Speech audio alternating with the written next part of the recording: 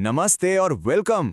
आपने democracy word तो न जाने कितनी बार सुना होगा, है ना? न्यूज़ में, दोस्तों से, घर पर क्या हमने कभी रुक कर सोचा है कि इसका असली मतलब क्या है? क्या सिर्फ वोट दे देना ही डेमोक्रेसी है?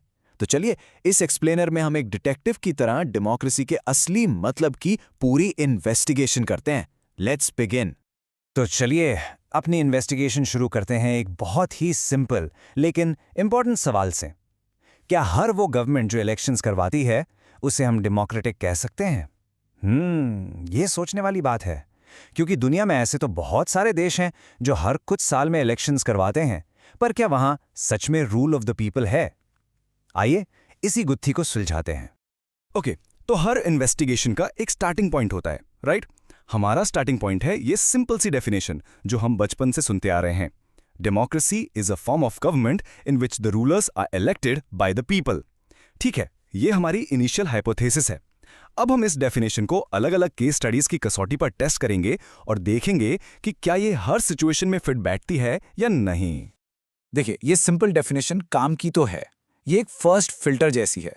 इससे हम आसानी से उन गवर्नमेंट्स को अलग कर सकते हैं जो साफ साफ नॉन डेमोक्रेटिक हैं, जैसे कि मोनार्कीज, यानी जहां राजा रानी का शासन होता है, फॉर एग्जाम्पल सऊदी अरेबिया, या फिर मिलिट्री रूल जैसा हमने म्यांमार में देखा। इन दोनों में ही रूलर्स को लोग नहीं चुनते। लेकिन असली प्रॉब्लम तब आती है जब कुछ देश इलेक्शंस करवाने का सिर्फ दिखावा करते हैं। बस यहीं पर यह सिंपल डेफिनेशन काफी नहीं रहती। तो अब वक्त आ गया है अपनी पहली केस फाइल खोलने का। अपनी डेफिनेशन को टेस्ट करने के लिए चलिए चलते अपने पड़ोसी देश पाकिस्तान। यहां हम देखेंगे कि एक दौर में इलेक्शंस होने के बावजूद भी उसे एक ट्रू डेमोक्रेसी क्यों नहीं कहा जा सकता था। तो हुआ ये कि अक्टूबर 1999 में वहां के army chief general Pervez Musharraf ने एक मिलिट्री कू किया। मिलिट्री कू का मतलब होता है जब सेना एक चुनी हुई सरकार को हटाकर पावर अपने हाथ में ले लेती है। इसके बाद 2002 में उन्होंने एक रेफरेंडम करवाया, बेसिकली एक डायरेक्ट वोट जिसमें लोगों से हां या ना में जवाब मांगा जाता है। इस रेफरेंडम से उन्होंने खुद को 5 साल के लिए प्रेसिडेंट डिक्लेयर कर दिया और फिर अगस्त 2002 में उन्होंने एक लीगल फ्रेमवर्क ऑर्डर पास किया जिसने पाकिस्तान के कॉन्स्टिट्यूशन को ही अमेंड कर दिया। अब जरा इस पावर स्ट्रक्चर को समझते हैं। देखिए, पाकिस्तान में नेशनल और प्रोविंशियल असेंबलीज के लिए इलेक्शंस हुए। लोगों ने अपने रिप्रेजेंटेटिव्स को चुना भी, और यह सबसे बड़ा पर है, असली पावर किसके हाथ में थी? एक नेशनल सिक्योरिटी काउंसिल बनाई गई जिसमें ज्यादातर मिलिट्री ऑफिसर्स थे और सबसे ऊपर थे जनरल मुशर्रफ, जिनके पास चुनी हुई असेंबलीज को डिसमिस करने की पावर थी। सारे बड़े फैसले वही ले रहे थे। तो आप ही सोचिए, जिन लोगों को जनता ने चुना था, क्या फाइनल डिसीजन लेने की पावर उनके पास थी? जवाब है बिल्कुल नहीं। और यहीं से हमारी इन्वेस्टिगेशन में हमें मिलता है डेमोक्रेसी का पहला सबसे इंपॉर्टेंट फीचर। पाकिस्तान का केस साफ दिखाता है कि सिर्फ इलेक्शन करवाना काफी नहीं है। एक ट्रू डेमोक्रेसी में final decision making power must rest with those elected by the people. आखिरी फैसला लेने की ताकत उन्हीं लोगों के हाथ में होनी चाहिए जिन्हें जनता ने वोट देकर चुना है। Okay, so feature number 1 check. Final power elected लोगों के पास होनी चाहिए। पर क्या कहानी यहां खत्म हो जाती है? बिल्कुल नहीं। चलिए अपनी जांच को आगे बढ़ाते हैं। अब हम 2 नई केस फाइल्स देखने वाले हैं, चीन और मेक्सिको। और यहां हमारा फोकस होगा 2 शब्दों पर, चॉइस और फेयर चांस। अब इन दोनों देशों को साइड बाय साइड रखते हैं। चीन में हर 5 साल में नेशनल पीपल्स कांग्रेस के लिए इलेक्शन होते हैं, पर एक कैच है। इलेक्शन लड़ने के लिए हर कैंडिडेट को चाइनीज कम्युनिस्ट पार्टी सीसीपी या उसकी 8 एलाइड पार्टी से अप्रूवल लेना पड़ता है। इसका मतलब क्या हुआ? मतलब साफ है कि गवर्नमेंट हमेशा सीसीपी की ही बनेगी। लोगों के पास कोई रियल चॉइस ही नहीं है। अब दूसरी तरफ मेक्सिको को देखिए। 1930 में आजाद होने के बाद से 2000 तक वहां हर इलेक्शन एक ही पार्टी जीतती थी, पीआरआई।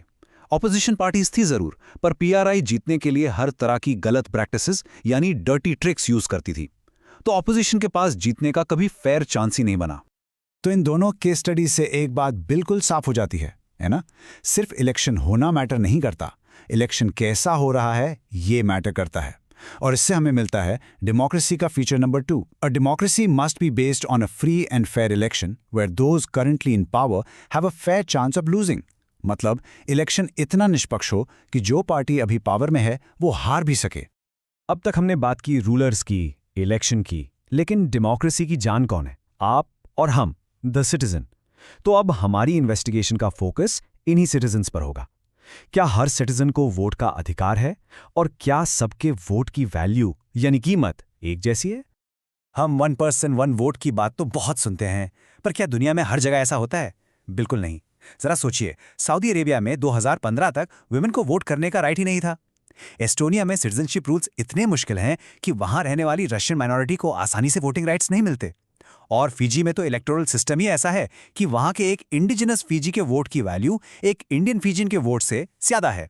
ये सारे एग्जाम्पल्स पॉलिटिकल इक्वालिटी के आइडिया के बिल्कुल खिलाफ है। इन एग्जाम्पल से हम डेमोक्रेसी के तीसरे बेडरॉक प्रिंसिपल पर पहुंचते हैं, और वो है in a democracy each adult citizen must have 1 vote and each vote must have 1 value. इसी को हम कहते हैं यूनिवर्सल अडल्ट फ्रैंचाइज। इसका मतलब सिंपल है, हर अडल्ट सिटीजन, चाहे वो किसी भी रिलीजन, जेंडर, रेस या इकोनॉमिक बैकग्राउंड का हो, उसको वोट का अधिकार मिलना चाहिए और सबके वोट की वैल्यू बराबर होनी चाहिए। ठीक है, अब सोचिए, रूलर्स चुने हुए हैं, इलेक्शंस फ्री एंड फेयर हो रहे हैं और सबके वोट की वैल्यू भी बराबर है। सब परफेक्ट लग रहा है ना? लेकिन क्या हो अगर वही चुनावा लीडर जिसे लोगों ने इतने विश्वास से जीताया, वही एक डिक्टेटर, एक ऑटोक्रेटिक रूलर बन जाए? अपनी इन्वेस्टिगेशन की आखिरी केस फाइल में हम यही देखेंगे जिम्बाब्वे के एग्जाम्पल से। ये कहानी है जिम्बाब्वे की। 1980 में आज़ादी मिलने के बाद से वहां ज़ानू पीएफ पार्टी और उसके लीडर रॉबर्ट मुगाबे का राज था। इलेक्शंस रेगुलरली होते थे और मुगाबे हमेशा जीतते भी थे, लेकिन कैसे? अनफेयर प्रैक्टिसेस से। उन्होंने कॉन्स्टिट्यूशन को बार बार बदला ताकि प्रेसिडेंट की पावर्स बढ़ती जाएं। ऑपोजिशन पार्टी के वर्कर्स को परेशान किया जाता था। टीवी और रेडियो पर पूरा गवर्नमेंट कंट्रोल था। यहां तक कि अगर कोई कोर्ट गवर्नमेंट के खिलाफ फैसला सुना था तो वो उसे भी नहीं मानते थे।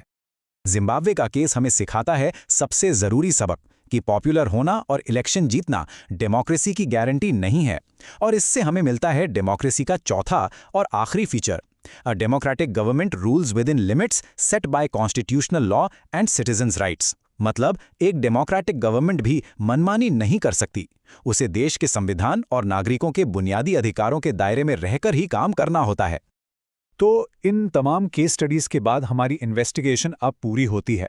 हमने शुरुआत की थी एक बहुत ही सिंपल सी डेफिनेशन से, और अब इन 4 फीचर्स के साथ हमारे पास डेमोक्रेसी की एक बहुत ही क्लियर और कंप्लीट पिक्चर है। तो चलिए सबको एक साथ जोड़ते हैं। ये हैं वो 4 पिलर्स जिन पर एक सच्ची डेमोक्रेसी खड़ी होती है। इसको बहुत ध्यान से समझिए, ये आपके एग्जाम्स के लिए सुपर इंपॉर्टेंट है। पिलर नंबर 1, फाइनल पावर जनता द्वारा चुने गए रिप्रेजेंटेटिव्स के पास होनी चाहिए। पिलर नंबर 2, इलेक्शंस फ्री और फेयर होने चाहिए जहां लोगों के पास रियल चॉइस हो। Pillar number 3, 1 person 1 vote 1 value का प्रिंसिपल लागू होना चाहिए। और pillar number 4, government constitutional law और सिटीजन्स राइट्स की लिमिट्स में रहकर ही रूल करे। चलिए आप फटाफट से एक क्विक रिवीजन करते हैं और देखते हैं कि आपको कितना समझ आया। अपनी नॉलेज को टेस्ट करने के लिए तैयार हैं? Let's go. आइए कुछ इंपॉर्टेंट टर्म्स को जल्दी से रिवाइज कर लें। Democracy, rule by the people's elected representatives. Referendum, किसी खास इश्यू पर सारे वोटर्स का एक direct vote. Legal framework order, एक ऑर्डर जो कॉन्स्टिट्यूशन को अमेंड कर दे। यूनिवर्सल अडल्ट फ्रेंचाइज, सभी अडल्ट सिटीजन्स को वोट करने का राइट। और कॉन्स्टिट्यूशनल लॉ, वो बेसिक लॉज जो गवर्नमेंट की पावर को लिमिट करते हैं। पहला सवाल आपके लिए, simple definition, democracy is rule by the people अकेले काफी क्यों नहीं है? एक एग्जाम्पल देकर समझाइए। हिंट दूं, जनरल मुशर्रफ के पाकिस्तान वाला केस याद कीजिए। वहां इलेक्शंस तो थे, पर फाइनल पावर इलेक्टेड लोगों के पास नहीं थी। अब एक केस बेस्ड सवाल, मेक्सिको में 2000 तक इलेक्शंस डेमोक्रेटिक नहीं थे। इस स्टेटमेंट को जस्टिफाई कीजिए। यहां आपका कीवर्ड है फेयर चांस। पीआरआई पार्टी की डर्टी ट्रिक्स के बारे में सोचिए, जिनके कारण ऑपोजिशन कभी जीत ही नहीं पाया। और अब एक असर्शन रीजन क्वेश्चन। असर्शन ए है कि रॉबर्ट मुगाबे के अंडर जिम्बाब्वे एक डेमोक्रेसी नहीं था, और रीजन आर है कि एक डेमोक्रेटिक गवर्नमेंट को सिटीजन्स राइट्स को रिस्पेक्ट करना चाहिए। तो क्या रीजन असर्शन का सही एक्सप्लेनेशन है? Yes, absolutely. मुगाबे की गवर्नमेंट इलेक्शन तो जीतती थी, पर वो सिटीजन्स राइट्स को रिस्पेक्ट नहीं करती थी, इसलिए वो डेमोक्रेटिक नहीं थी। तो आज हमने डेमोक्रेसी के इन 4 जरूरी फीचर्स को एक डिटेक्टिव की तरह इन्वेस्टिगेट किया। लेकिन मैं आपको एक आखिरी सवाल के साथ छोड़कर जाना चाहती हूं। क्या सिर्फ इन 4 फीचर्स को फॉलो कर लेना एक परफेक्ट डेमोक्रेसी बनाने के लिए काफी है? इस पर सोचिए जरूर, क्योंकि याद रखिएगा, डेमोक्रेसी कोई मंजिल नहीं, ये एक सफर है। अगले एक्सप्लेनर में मिलते हैं।